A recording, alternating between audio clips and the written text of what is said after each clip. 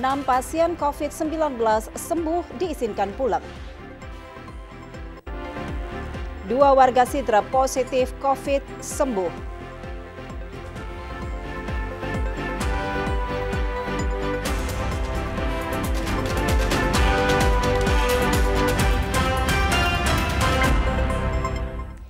Assalamualaikum warahmatullahi wabarakatuh. Selamat sore pemirsa. Tim redaksi TVRI Sulawesi Selatan telah menyiapkan serangkaian informasi untuk dihadirkan dalam Sulawesi Selatan hari ini. Edisi kami 11 Juni 2020. Bersama saya Ingrid Herman, inilah informasi selengkapnya. Kami awali dalam segmen Berita Utama.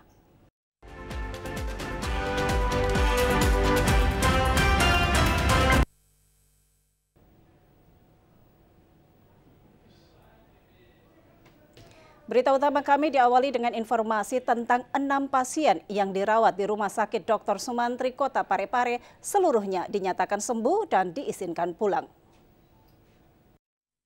Rumah Sakit Dr. Sumantri Kota Parepare memulangkan 2 orang pasien COVID-19 dari 6 pasien yang dirawat di Rumah Sakit Dr. Sumantri Kota Parepare. Kedua pasien ini sebelumnya dinyatakan positif COVID-19 hingga dirawat di Rumah Sakit daerah Sumantri Parepare selama kurang lebih 37 hari.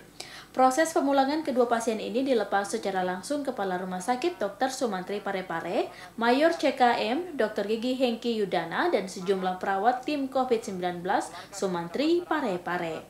Hengki Yudana menyampaikan pesan kepada kedua pasien agar tetap menjalankan protokol kesehatan. Usai menerima bingkisan dari Kepala Rumah Sakit, salah seorang pasien mengucapkan terima kasih kepada pihak manajemen rumah sakit yang telah merawat mereka dengan baik. Sementara itu, Hengki Yudana mengemukakan kedua pasien telah diambil swab sebanyak 8 kali dan hasilnya negatif.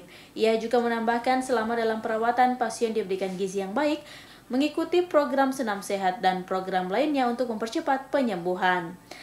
Kalau yang bapak itu 37 hari, kalau yang perempuan beda 7 hari. 30 hari ya. Jadi sekarang pasien tidak ada Pak ya, pasien COVID sekarang tidak ada Pak? Saat ini tidak ada ya, karena hari ini ada 6 pasien kita pulangkan semua. Kepulangan kedua pasien ini menambah catatan pasien COVID-19 yang sembuh secara terus-menerus di Kota Parepare.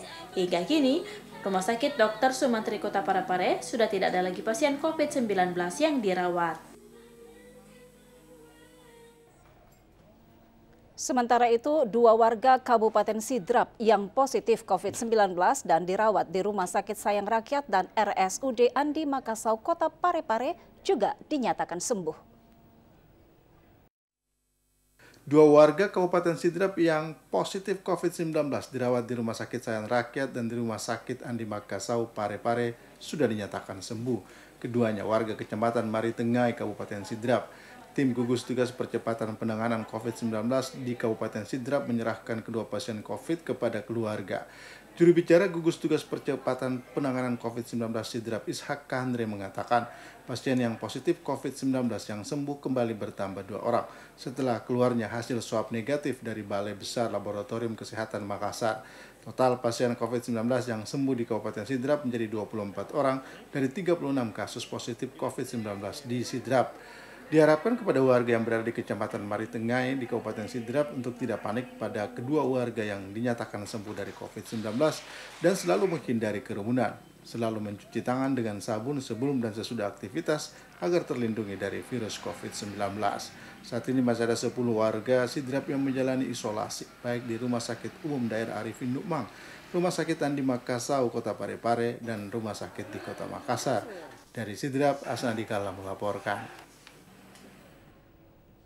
Saudara, pemerintah Kabupaten Pindrang menggratiskan rapid test bagi pelajar, mahasiswa, dan pencari kerja. Pemerintah Kabupaten Pindrang menggratiskan rapid test bagi pelajar, mahasiswa yang hendak melanjutkan pendidikan di luar kabupaten, dan warga Kabupaten Pindrang yang sementara mencari kerja di luar Provinsi Sulawesi Selatan. Hal ini disampaikan Ketua Gugus Tugas Percepatan Penanganan COVID-19 di Kabupaten Pindrang Andi Irwan Hamid. Kebijakan penggratisan rapid test bagi pelajar, mahasiswa, dan pencari kerja dari Kabupaten Pindrang bertujuan membantu warga yang tidak mampu membayar biaya rapid test. Pelajar, mahasiswa, dan pencari kerja tidak tinggal di Kabupaten Pindrang.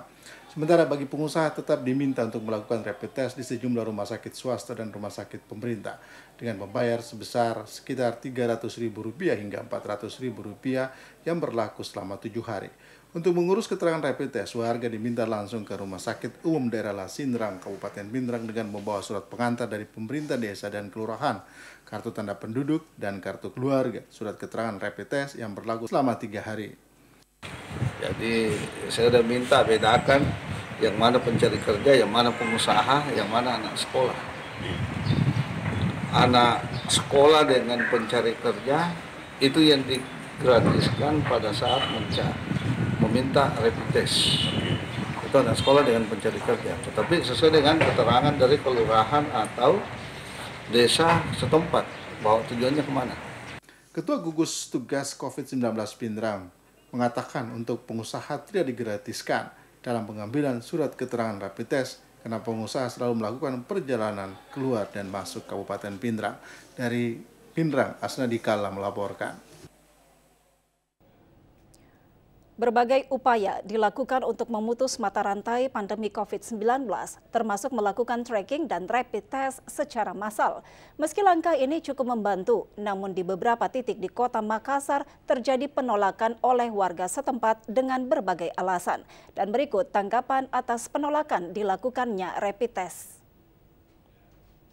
Dengan kondisi seperti ini, kita harus menyadari peran kita masing-masing bagaimana melihat persoalan ini secara real. Pemerintah di dalam hal ini sebagai negara yang melindungi masyarakat, demikian juga masyarakat yang memiliki tanggung jawab terhadap negara harus memiliki kesepahaman. Kesepahaman apa artinya? Para pihak ini, semua pihak dan semua komponen ini harus memberikan penguatan yang namanya edukasi tentang apa sih sebenarnya COVID atau pandemi yang sedang kita alami. Masyarakat harus diberikan pemahaman, harus diberikan sosialisasi bahwa rapid test itu adalah upaya pemerintah untuk menanggulangi dan menangani pandemi COVID-19 atau corona ini. Tujuannya sebenarnya adalah untuk bagaimana memutus dengan sedemikian rupa bisa mendeteksi penderita yang mengalami atau yang terpapar corona. Kalau sudah ditahu tentu akan ada upaya yang dilakukan bagaimana memutus corona ini. Di sisi lain, pemerintah juga harus betul-betul serius mengambil suatu kebijakan. Karena sebenarnya kalau masyarakat paham, menolak rapid test itu adalah pelanggaran hukum. Itu bisa dipidana dan dianggap menghalang-halangi upaya pemerintah untuk menangani pandemi dan wabah di Indonesia. Hanya persoalannya yaitu tadi sosialisasi dan edukasi ke masyarakat yang belum maksimal. Jadi mungkin ke depan ini yang paling perlu dilakukan adalah memberikan informasi sejelas-jelasnya dan edukasi ke masyarakat tentang apa sih sebenarnya tujuan daripada rapid test itu sehingga tidak ada penolakan lagi. Kenapa masyarakat mau menolak uji rapid test gratis yang disediakan oleh pemerintah? Kita harus memanfaatkan ini agar kita tahu di mana posisi kita, apakah kita positif atau tidak. Jika kita terdeteksi positif, maka kita bisa mendapatkan penanganan yang lebih cepat sehingga kita bisa cepat-cepat terbebas dari COVID. Sekian. Ribuan warga memadati kantor Dinas Kependudukan dan Catatan Sipil di hari pemberlakuan new normal. Warga tersebut pada umumnya antri untuk keperluan mencetak KTP elektronik karena belangko KTP yang sebelumnya kosong telah tersedia. Sejak pagi hari antrian panjang sudah terlihat di kantor Dinas Kependudukan dan Catatan Sipil Kabupaten Maros. Mulai memberlakukan new normal. Warga pun mulai mengantri untuk mengurus administrasi kependudukan, bahkan tak sedikit juga yang berada di parkiran. Warga menunggu panggilan dari luar lantaran di bagian kantor sudah padat. Untuk menertibkan warga, pegawai membagi 3 jalur loket dengan menggunakan tali rafia sesuai dengan kebutuhan warga. Sebagai bentuk pencegahan pada virus corona, pelayanan kepada masyarakat menggunakan penerapan protokol COVID, seperti adanya tirai pembatas dari plastik, penggunaan sarung tangan, serta face shield. Pengunjung juga diwajibkan memakai masker. Terkait adanya lonjakan warga, Kepala Disduk Capil Maros, Eldrin Saleh mengatakan saat ini pihaknya ditarget oleh pemerintah pusat untuk segera menuntaskan pencetakan KTP. Bagi warga yang masih memiliki suket dan print reader record diharapkan datang untuk mencetak KTP. Selain itu, pemohon KTP baru juga didominasi kategori pemula yang menginjak usia 17 tahun. Jumlahnya diprediksi mencapai ribuan pemohon KTP baru kategori pemula. Kita memasuki new normal ini tanggal 8, tadi sempat Pak Bupati melihat lagi kondisi masih juga ramai, itu karena masih ada yang tersisa. Masih ada yang tersisa yang belum sempat datang, dan kedua yang banyak itu mulai minggu kemarin itu pemula dalam hal ini yang 17 tahun, yang tamat SMA, mau mendaftar kuliah, mau mendaftar kerja kah, apa saja yang mereka sudah wajib KTP, itu yang banyak membludak di kantor kita ini. Jumlah warga tiap hari yang diberikan kuota berkisar 300-400 orang. Namun, khusus untuk perekaman KTP dibatasi hingga 80 orang per hari. Pasca banjir bandang di daerah Kabupaten Luwu, ruas jalan berlumpur, berlubang, dan licin. Warga berharap agar pemerintah segera melakukan perbaikan karena sangat membahayakan pengguna jalan.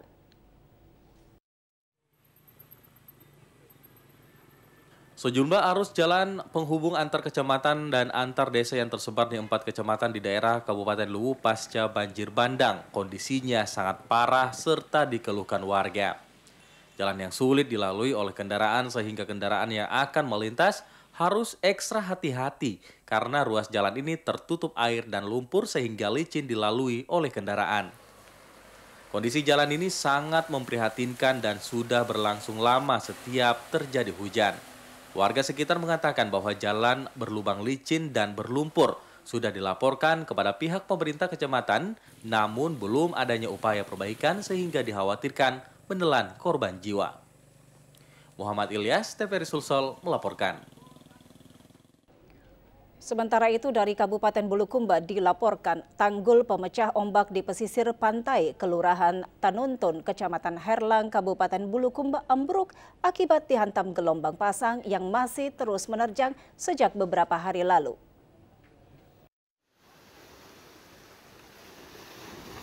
Beginilah kondisi jalan pesisir pantai Kelurahan Tanuntun, Kecamatan Herlang, Kabupaten Bulukumba, di mana kondisi jalan sepanjang 50 meter ambruk dan nyaris terputus setelah dihantam gelombang tinggi beberapa hari lalu. Kepala Dinas Pekerjaan Umum dan Penataan Ruang PUPR Bulukumba Rudi Ramlan saat dikonfirmasi mengatakan untuk menanggulangi kerusakan tersebut, maka sementara membuat tanggul pemecah ombak agar kerusakan fasilitas jalan akibat hantaman ombak air pasang tidak semakin parah. Kerja bakti dalam rangka menanggulangi bencana dari abrasi besarnya ombak yang menghantam tanggul yang ada di pantai di Kelurahan Tanuntun. Inisiatif ini lahir atas adanya pengaduan dari masyarakat Kelurahan Tanuntun bahwasanya ada salah satu lingkungan di pesisir wilayah Tanuntun yang jalannya itu sudah ambruk akibat dari hantaman besarnya ombak yang kita lihat kondisi saat ini. Dikatakan penanggulangan untuk sementara membuat tanggul pemecah ombak melalui ribuan karung berisi pasir agar fasilitas jalan tersebut tidak bertambah rusak. Rencananya akan berlangsung selama 2 hari dan melibatkan puluhan Satpol PP, tim reaksi cepat BPBD Bulukumba, dan dibantu TNI Polri serta warga setempat secara bergotong royong. Mustari Pardi melaporkan. Saudara, pandemi COVID-19 jadi momentum kebangkitan sains dan teknologi. Informasi selengkapnya akan kami hadirkan dalam Sulsel Membangun sesaat lagi.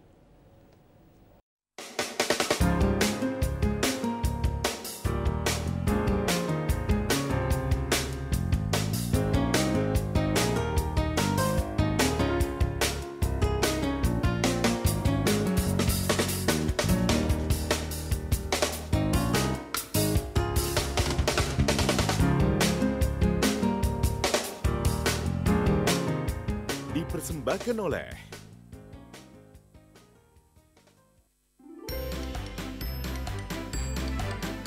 dalam rangka mengantisipasi pandemi COVID-19. Program belajar dari rumah hadir untuk memberi ruang kepada seluruh peserta didik yang tidak memiliki internet, mulai dari pendidikan anak usia dini hingga sekolah menengah atas, agar tetap dapat belajar dengan maksimal. Dampingi putra-putri Anda dengan penuh gembira bersama tayangan edukatif. Belajar dari rumah, Senin sampai Jumat, PAUD pukul 8 waktu Indonesia Barat, SD pukul 8.30 waktu Indonesia Barat, SMP pukul 10.30 waktu Indonesia Barat, SMA pukul 14 waktu Indonesia Barat, Pengasuhan dan Pendidikan Anak pukul 14.30 waktu Indonesia Barat.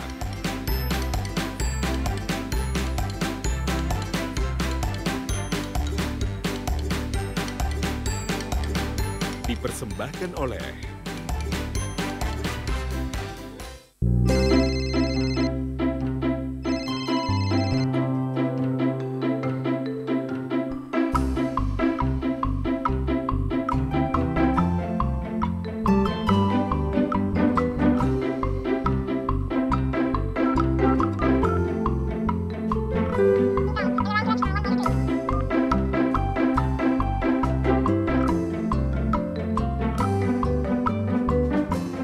dipersembahkan oleh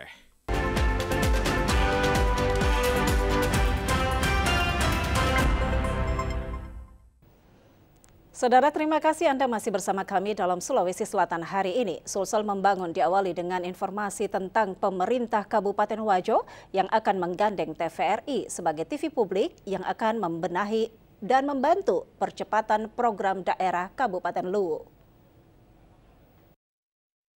Sebagai TV publik, TVRI memiliki peran besar membantu penyaluran informasi terkait program-program pembangunan daerah agar diketahui oleh masyarakat luas. Menyadari hal tersebut, pemerintah Kabupaten Wajo berencana akan menggandeng TVRI Sulawesi Selatan sebagai mitra strategis yang akan mendukung program percepatan pembangunan yang diprogramkan pemerintah Kabupaten Wajo. Menurut Bupati Wajo, Amran Mahmud, Wajo memiliki potensi sumber daya yang kaya dan tengah dikembangkan oleh pemerintah daerah, mulai dari pertanian, peternakan, perikanan hingga pariwisata, di mana produksi sutra menjadi andalannya. Untuk itu, pemerintah Kabupaten Wajo mengajak TVRI Sulawesi Selatan berkolaborasi membuat program bersama sebagai bentuk edukasi dan bahan informasi kepada masyarakat luas terkait program dan pembangunan strategis Kabupaten Wajo.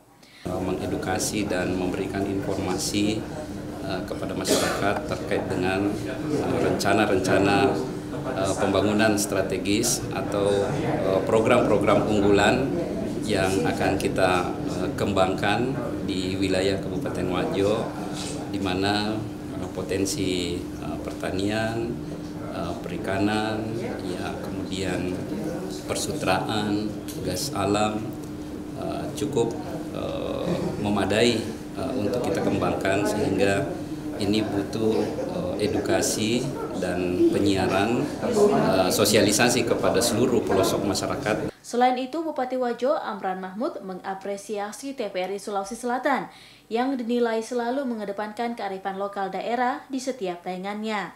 Apalagi TVRI Sulawesi Selatan memiliki jaringan yang luas hingga mencakup ke daerah-daerah. Terlebih saat ini pun TVRI Sulawesi Selatan tengah mengembangkan siaran berbasis digital, sehingga siaran yang dinikmati masyarakat semakin berkualitas. Kepala Kantor Wilayah Hukum dan HAM Sulawesi Selatan Harun Sulianto beserta jajarannya akan memperkuat jalinan kerjasama dengan media elektronik guna mendekatkan layanan informasi publik. Harun Sulianto resmi menjabat sebagai Kepala Kantor Wilayah Hukum dan HAM Sulawesi Selatan menggantikan Priyadi yang selanjutnya dimutasi sebagai Kanwil Kementerian Hukum dan HAM Jawa Tengah usai serah terima jabatan sistem daring kemarin. Sebelumnya Harun Sulianto memimpin Kanwil Hukum dan HAM Sulawesi Barat. Usai audiensi ke LPP TVRI Sulawesi Selatan ke Kanwil Hukum dan HAM, Harun Sulianto mengatakan pihaknya berupaya memaksimalkan layanan informasi publik kepada masyarakat melalui media elektronik. Masyarakat perlu mengetahui berbagai bentuk layanan keimigrasian, lembaga pemasyarakatan, rumah tahanan, ramperda, penyuluhan hukum dan layanan hak kekayaan intelektual yang sejalan dengan program kerja pemerintah. Harun berharap jalinan kerjasama dapat memberi kontribusi positif bagi masyarakat, utamanya produk hukum dan hak asasi manusia. Sebagaimana amanat Presiden, bagaimana penyuluhan hukum, masyarakat jadi sadar hukum, dan bagaimana pelayanan kekayaan intelektual kita, sehingga produk unggulan dari Sulawesi Selatan ini didaftarkan mereknya, sehingga mempunyai daya saing ekonomi dan competitiveness. Ada edit value dari pendataan kekayaan intelektual itu, dan saya baru saja kami ketemu dengan Pak Gubernur, dan Pak Gubernur luar biasa memberikan masukan yang itu akan kita laksanakan dalam waktu dekat. Harun Sulianto bergerak cepat menjambangi beberapa media elektronik di Makassar, salah satunya LPP TVRI Sulawesi Selatan. Kegiatan dilaksanakan karena media menjadi salah satu sumber informasi utama bagi warga. Kakang Wil disambut Kepala LPP TVRI Sipak Masudi dan sejumlah pejabat. Dalam kesempatan ini Harun juga menyampaikan keinginannya untuk memperkuat jalinan kerjasama dengan media, khususnya TVRI, agar lebih mendekatkan layanan kepada masyarakat. Dalam kunjungan ini, Kakang Wil bersama sejumlah pejabat administrasi kantor wilayah Kementerian Hukum dan HAM di Sulawesi Selatan. Sejak pandemi COVID-19 melanda dunia, banyak pihak berlomba-lomba membuat kreasi alat medis yang mampu menghambat penyebaran virus mematikan tersebut. Kabar baik bagi warga Indonesia. Putra-putri terbaik berhasil menciptakan teknologi kesehatan yang dapat menghambat penyebaran virus COVID-19. Inovasi teknologi kesehatan, khususnya kesehatan gigi, bisa ditempatkan di rumah sakit, puskesmas maupun klinik dokter gigi. Inovasi teknologi kesehatan gigi penghambat virus COVID-19 dinamai Extra Oral Mobile Aerosol Guide Channel atau e-Magic yang ditemukan mahasiswa Universitas Hasanuddin hasil kolaborasi Fakultas Teknik dan Fakultas Kedokteran Gigi.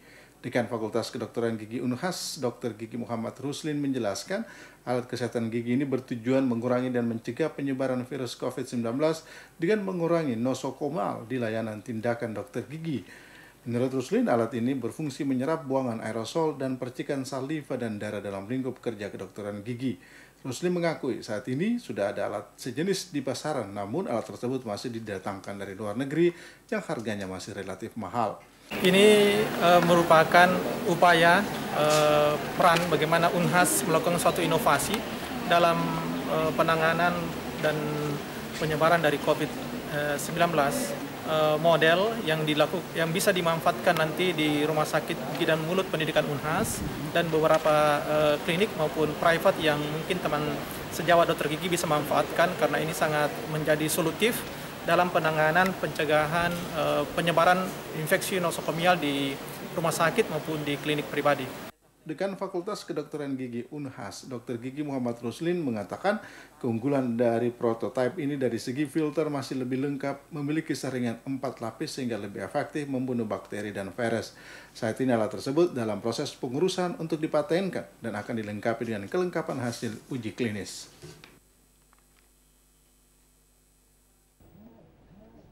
Upaya pencegahan penyebaran virus corona penyebab COVID-19 terus dilakukan pemerintah Kota Makassar dengan mengoptimalkan peran masyarakat.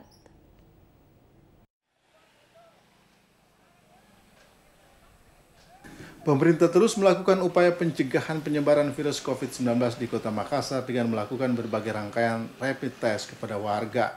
Namun belakangan ini terjadi penolakan di beberapa wilayah Kota Makassar terkait dengan pemeriksaan gratis rapid test. Untuk itu, Kelurahan Parangtambung, Kecamatan Tamalate melakukan inisiasi untuk membahas polemik penolakan rapid test. Upaya yang dilakukan Kelurahan Parangtambung dengan melakukan pertemuan bersama semua unsur tokoh masyarakat di wilayah Parangtambung. Iswan Kadar Jahir, Lurah Parangtambung mengemukakan adanya polemik penolakan warga pada rapid test karena sebagian warga belum mendapatkan informasi yang jelas mengenai rapid test. Terlebih dengan adanya berita-berita di media sosial yang menjurus hoax hingga memberi pengaruh kepada sikap warga. Banyaknya berita-berita yang hoax yang menyebar di masyarakat itu dampaknya sudah sampai di Kelurahan Parangtambung. Beberapa jalan yang diblokir atau ditutup oleh masyarakat terkaitnya adanya berita yang sampai mengenai rapid test atau pemeriksaan-pemeriksaan lainnya, sehingga masyarakat takut, khawatir, makanya dia blokir jalan. Nah, tadi saya bersama Bapak Babinmas, Babin Katimas langsung memberikan pemahaman kepada masyarakat bahwa bagaimana masyarakat tetap tenang, tidak terprovokasi dengan berita-berita yang tidak benar. Sementara itu, Bahtiar Adnan Kusuma selaku Ketua LPM memberi apresiasi pada upaya Kelurahan Parangtambung dalam mencegah penyebaran virus COVID-19. Karena tugas pencegahan COVID-19 bukan hanya pemerintah, tapi juga masyarakat, utamanya LPM, RT, dan RW setempat, sehingga terwujud gotong royong dalam pencegahan COVID-19. Kita menyadari betul bahwa persoalan COVID-19 ini adalah merupakan tanggung jawab bersama, tanggung jawab sosial, tanggung jawab kebudayaan, tanggung jawab kearifan lokal. Bukan hanya tugas pemerintah Provinsi Selatan, tetapi adalah tugas memassal. Mulai dari arus bawah sampai dengan arus atas. Semua harus terlibat, karena ini menyangkut mengenai masalah keselamatan kita. Di wilayah Parangtambung juga ada sebagian lorong atau setapak yang menolak kehadiran petugas COVID-19 di wilayahnya dengan memasang spanduk penolakan. Baik pemirsa, informasi selanjutnya kami hadirkan dalam segmen Lintas Daerah setelah beberapa pariwara berikut ini. Assalamualaikum warahmatullahi wabarakatuh. Salam sejahtera bagi kita semua. Om Swastiastu, Namo Buddhaya, salam kebajikan. Bapak, Ibu, dan saudara-saudara sebangsa dan setanah air, saat ini 209 negara di dunia termasuk negara kita Indonesia sedang menghadapi tantangan yang tidak pernah terbayangkan sebelumnya. Masa yang berat bagi kehidupan kita, bahkan pandemi corona ini telah membawa kesedihan bagi sebagian orang dan kesulitan bagi banyak orang. Dan kita semua mengalami perubahan besar dalam kehidupan kita sehari-hari. Dalam kesempatan ini, saya sampaikan penghargaan dan apresiasi yang tinggi dan terima kasih kepada semua dokter, semua perawat, dan seluruh tenaga medis yang telah berjuang di garis depan dan terus berjuang hingga kini. Dan mereka yang telah menjalankan peran penting tanpa pamrih, TNI, Polri, para relawan yang telah melaksanakan tugas di luar rumah untuk kita semua. Atas nama masyarakat dan negara, saya memberikan penghargaan setinggi-tingginya karena apa yang Bapak, Ibu, dan saudara-saudara lakukan merupakan pengorbanan yang luar biasa. Saya juga ingin mengucapkan terima kasih kepada Bapak, Ibu, dan saudara-saudara yang telah tinggal di rumah. Karena dengan berada di rumah, kita semua telah berupaya memutus mata rantai penyebaran virus COVID-19 dan artinya telah menyelamatkan banyak keluarga dari virus ini. Mari kita terus bersama-sama menangani pandemi ini, bergotong royong, bersatu padu, karena hanya dengan cara kebersamaan ini kita akan dapat mengatasinya. Kita tidak sendiri, kita bersama dengan negara-negara lain yang juga mengalami hal yang sama untuk bersama mengatasi pandemi ini dan tetaplah bersabar, optimis, tetap disiplin berada di rumah, jaga jarak dalam berhubungan berinteraksi dengan orang lain, hindari kerumunan, rajin cuci tangan, pakailah masker saat keluar rumah. Ketika kedisiplinan kuat itu kita lakukan, insya Allah kita akan kembali pada situasi dan kondisi normal dan dapat bertemu dengan saudara, bertemu dengan teman, bertemu dengan kerabat dan tetangga dalam situasi yang normal. Tapi untuk saat ini, marilah kita tetap berada di rumah saja. Terima kasih. Wassalamualaikum warahmatullahi wabarakatuh.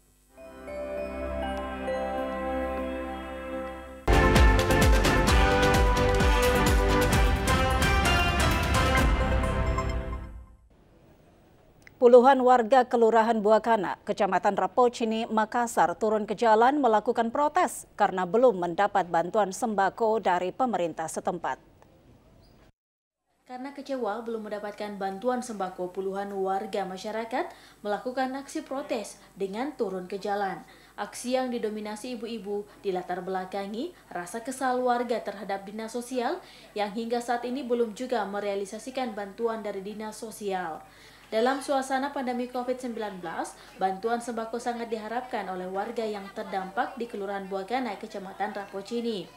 Sudah banyak warga di kelurahan lain yang menerima bantuan, namun masyarakat di Kelurahan Buagana sudah 2 bulan belum menerima bantuan sembako. Hal ini jelas menimbulkan kecemburuan bagi warga yang sudah lama belum menerima, bahkan dikhawatirkan dapat menimbulkan permasalahan baru. Salah seorang warga masyarakat Kelurahan Buagana, Dewi, mengaku kesal karena sudah 2 bulan bantuan juga belum cair. Dewi minta agar dinas sosial segera menyalurkan bantuan karena menurutnya sangat membutuhkan bantuan, apalagi di tengah pandemi dirinya sudah beberapa bulan tidak mendapatkan penghasilan akibat adanya wabah COVID-19. Mau ke sekarang dibagi saja Pak, tidak usah ditunda lagi karena sudah 2 bulan. Ya, terus? Untuk apa ada sembako kalau tidak dibagikan ke warga? 850 bantuan paket sembako untuk Kelurahan Buagana yang sudah 2 minggu ditampung di rumah salah seorang warga. Namun hingga saat ini bantuan tersebut belum juga dibagikan ke warga karena menunggu persetujuan dari dinas sosial. Berikut informasi dari Kabupaten Maros, sebuah lahan kosong di Dusun Rumbia, Desa Tanete, Kecamatan Simbang, Kabupaten Maros, dijadikan tempat judi sabung ayam dan digerebek polisi. Para pelaku berhamburan melarikan diri dan meninggalkan sepeda motor dan ayam yang digunakan berjudi. Aparat kepolisian Polsek Bantimurung melakukan penggerebekan judi sabung ayam di sebuah lahan kosong di Desa Dusun Tanete, Desa Tanete, Kecamatan Simbang, Maros, atas laporan dari warga sekitar.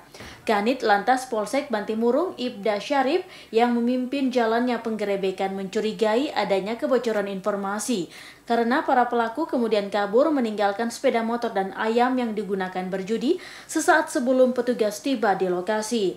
Dari hasil serangkaian penyelidikan sementara di lokasi tempat judi sabung ayam, polisi kembali memperoleh informasi bahwa para pelaku berpindah ke lokasi kedua, yaitu di belakang SMA Simbang, Dusun Garan 3, Desa Simbang, Maros. Polisi kembali bergerak menuju ke lokasi kedua dan berhasil menemukan para pelaku yang sedang berjudi sabung ayam. Polisi sempat melakukan tembakan peringatan ke udara dan membuat para pelaku berhamburan melarikan diri, serta aparat kepolisian langsung melakukan pengejaran. Adapun barang bukti yang berhasil diamankan 3 ekor ayam, 1 set dadu, dan 7 sepeda motor. Herman Kambuna melaporkan. Hujan deras yang terjadi di Desa Saronda, Kecamatan Bajo Barat, Kabupaten Luwu, menyebabkan terjadinya longsor dan menutup akses jalan penghubung 3 kecamatan. Setelah diguyur hujan deras, jalan penghubung 3 kecamatan di Desa Saronda, Kecamatan Bajo Barat, Kabupaten Luwu sempat tertutup longsor. Warga yang berada di sekitar lokasi melakukan pembersihan agar jalan bisa kembali dilalui kendaraan. Longsor terjadi di 2 titik, yaitu Desa Saronda, Kecamatan Bajo Barat, dan Desa Rantebala, Kecamatan Lantimojong, Kabupaten Luwu. Jalan tersebut menghubungkan 3 kecamatan, yakni Kecamatan Bajo Barat, Kecamatan Lantimojong, dan Kecamatan Bastem. Tingginya intensitas curah hujan membuat material longsor masih berjatuhan dan berpotensi terjadi longsor susulan serta mengancam pengguna jalan.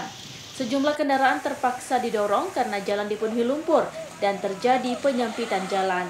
Seorang pengguna jalan, Ancak, mengungkapkan bahwa 2 titik longsor tersebut, 1 diantaranya mengalami tingkat yang parah karena kendaraan tidak dapat melintas. Ada 2 titik yang pertama, kemudian ada lagi di Desa Rantebala, jalur Ketabang, itu lebih parah dibanding dengan ini. Ya, di sana itu sudah tidak bisa lewat kendaraan. Akses warga menyambung ke arah ojek dari atas atau ke bawah juga. Jadi agak menyambung kendaraan. Selain menutup badan jalan penghubung antar kecamatan, longsor juga menimpa gedung sekolah dasar Saronda. Material longsor menutupi setengah dari dinding belakang gedung sekolah. Muhammad Ilyas melaporkan. Desa Karama, Kecamatan Rilau Ole, Kabupaten Bulukumba, tengah menjadi perhatian banyak pihak.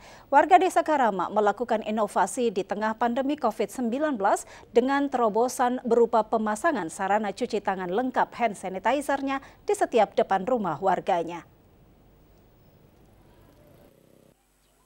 Ada hal yang menarik perhatian banyak pihak pada Desa Karama dalam pencegahan pandemi COVID-19 di wilayah ini. Di bawah kepemimpinan Jusman selaku Kepala Desa berhasil melakukan inovasi di tengah pandemi COVID-19 berupa pemasangan 800 sarana cuci tangan lengkap dengan hand sanitizer yang dipasang di depan rumah warga. Keberhasilan inovasi ini tidak terlepas dari warga Desa Karama yang menyambut antusias program kerja karena dinilai sebagai salah satu terobosan dalam upaya memutus mata rantai penyebaran COVID-19 dan menyambut new normal. Kepala Desa Karama Jusman mengaku ide dan inovasi yang dilakukannya pasca dilantik menjadi Kepala Desa 2 bulan lalu sebagai upaya mengajak masyarakat Desa Karama menerapkan protokol kesehatan di tengah pandemi COVID-19. Adanya COVID-19 ini, maka dari itu saya harus adakan pencegahan yang salah satunya adalah dengan cara mencuci tangan, ya, mencuci tangan, sehingga saya harus fasilitasi seluruh warga Karama galon di depan rumah masing-masing untuk mempermudah mendapatkan kebersihan tangan. Yang itu salah satunya.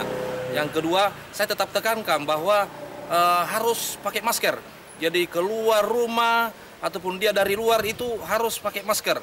Tidak hanya itu, pihaknya juga menekankan warga harus menggunakan masker, terutama menerapkan protokol kesehatan para tamu warga yang diwajibkan menggunakan masker, mencuci tangan yang telah disiapkan di depan rumah masing-masing. Langkah ini sekaligus gambaran warga desa sudah mulai paham bahwa yang dimaksud era new normal adalah menjadikan protokol kesehatan sebagai budaya di desa ini. Dari Kabupaten Bulukumba, Mustari Pardi melaporkan. Sementara dari Kabupaten Luwu dilaporkan pasca banjir bandang di 4 kecamatan di Kabupaten Luwu, Sulawesi Selatan, warga sudah mulai melakukan pembersihan rumah dan menyelamatkan perabot sisa-sisa banjir.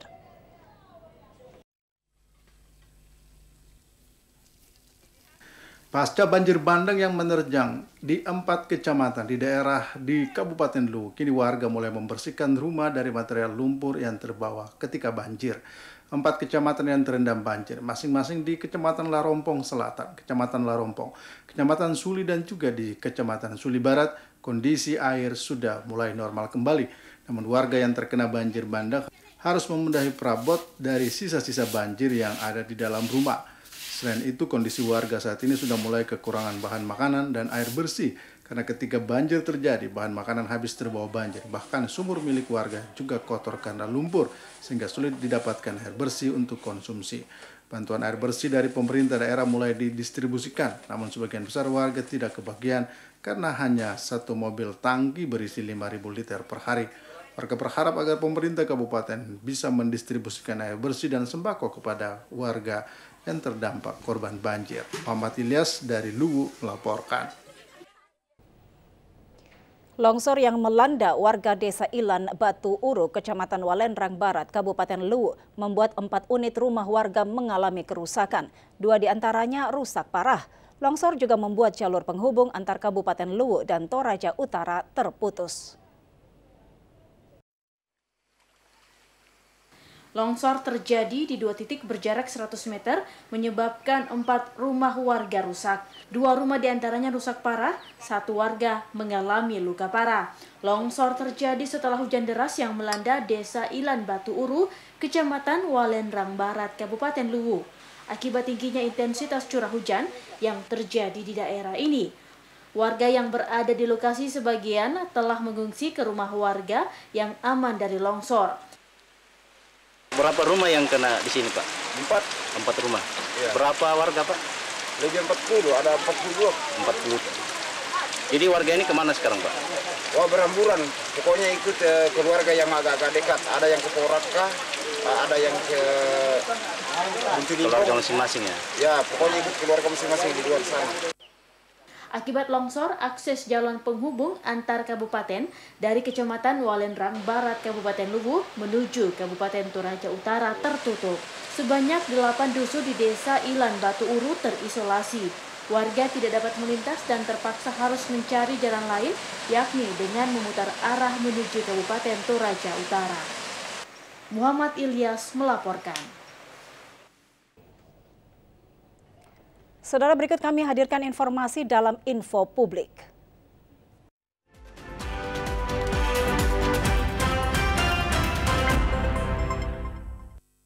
Bagaimana perkembangan kasus COVID-19 di Sulawesi Selatan? Rekan kami Ayu Yasmin akan melaporkannya untuk Anda.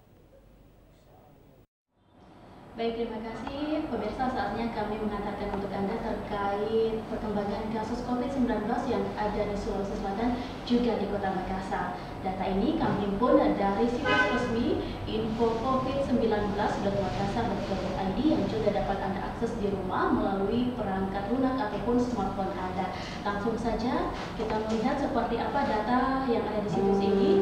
Untuk saat ini, per hari ini tanggal 11 Juni 2020 bahwa ada setidaknya tercatat bahwa dari total kasus yang masuk di situs ini, update-nya pada tanggal 9 Juni 2020 pukul 9:52 waktu Indonesia Barat, bahwa di Indonesia sendiri tercatat ada 32.033 kasus positif. Untuk Makassar dan juga Sulawesi Selatan bisa juga dapat kita akses melalui situs ini, bahwa tercatat update tanggal 10 Juni 2020 pukul 22:29 waktu Indonesia Barat, bahwa total ODP yang ada di Sulawesi Selatan sendiri tercatat ada 6.087 orang, 973 diantaranya masih dalam proses pemantauan dan 5.114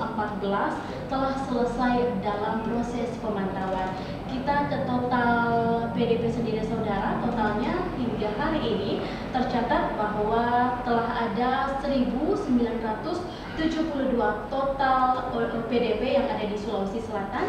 317 diantaranya masih dirawat, sedangkan 1.485 diantaranya dinyatakan sehat dan diperbolehkan pulang.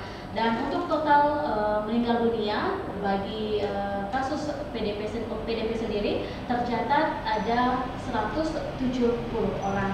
Kita ke total positif yang ada di Sulawesi Selatan sendiri, bahwa hingga hari ini data yang masuk ke situs ini telah ada 2.381 total kasus COVID-19 yang ada di Sulawesi Selatan.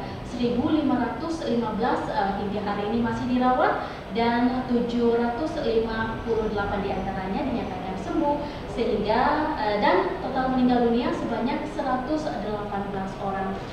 Data untuk Kota Makassar sendiri dapat Anda lihat di layar kaca Anda.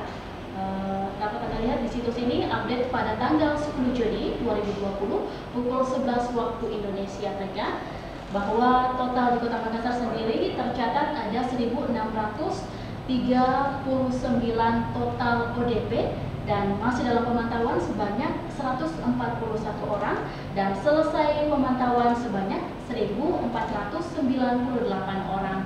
Kita ke PDP, total PDP sendiri hingga hari ini sebanyak 932 orang untuk Kota Makassar sendiri, dan masih dirawat 356 orang, selesai perawatan, selesai pengawasan sebanyak 475 orang dan 101 diantaranya dinyatakan meninggal dunia. Untuk kasus positif COVID-19 di Kota Makassar sendiri saat ini, saudara, tercatat ada 1.187 kasus positif dan hingga hari ini masih dirawat sebanyak 622 orang. 475 diantaranya dinyatakan sembuh dan 90 meninggal dunia. Kita ke sebaran angka kasus COVID-19 yang ada di Kota Makassar, saudara, bahwa dapat Anda lihat Dari tabel 15 kecamatan yang ada di Kota Makassar ini tercatat ada 4 kecamatan dengan kasus COVID-19 tertinggi. Yang pertama ditempati oleh Kecamatan Tamalate dengan total kasus positif sebanyak 137 kasus, disusul Kecamatan Rakocini sebanyak 118 kasus dan juga Kecamatan Panakukang sebanyak 116 kasus dan juga masih ada Kecamatan Biringkanaya sebanyak 109 kasus COVID-19. Selanjutnya saudara, bahwa untuk mendapatkan informasi mengenai COVID-19 Anda dapat menghubungi hotline yang tertera di layar kaca Anda di angka 112 ataupun nomor telepon yang tercatat di layar kaca Anda. Anda dapat mengakses berbagai informasi ataupun perkembangan darurat terkait COVID-19 di Kota Makassar. Dan mengingat masih tingginya kasus COVID-19 di Sulawesi Selatan dan juga Kota Makassar, kami menghimbau Anda untuk tetap mematuhi protokol kesehatan dan juga selalu menggunakan masker, rajin mencuci tangan, serta tetap di rumah dan menghindari kerumunan. Demikian informasi yang dapat kami sampaikan. Kembali ke studio. Baik, terima kasih Ayu Yasmin. Pemirsa, informasi perkembangan COVID-19 di Sulawesi Selatan dan Kota Makassar tadi mengakhiri Sulawesi Selatan hari ini edisi Kamis 11 Juni 2020. Saya Ingrid Herman dan seluruh kerabat kerja yang bertugas mengucapkan terima kasih atas perhatian dan kebersamaan Anda. Stay healthy, stay safe. Selamat petang dan sampai jumpa.